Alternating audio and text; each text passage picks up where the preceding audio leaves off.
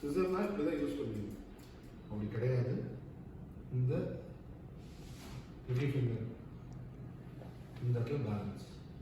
இது standard plate, இது moving plate. இந்த பிளேட் இப்படியே தான் இருக்கும். என்னதான் ஒர்க் பண்ணாலும் இப்படி தான் இருக்கும். ஏன்னா நான் ஒரு தேரி எடுக்கும்போது ஹேரை இங்கே தான் கட் பண்ணணும்னு நான் உங்கள்கிட்ட சொல்கிறேன்னா இந்த பிளேடு இங்கே தான் இருக்கணும். இப்படி வெட்டினா தான் இந்த இடம் கரெக்டாக வரும். ஓகேவா? நான் 2 பிளேடு ஓப்பன் பண்ணுறேன்.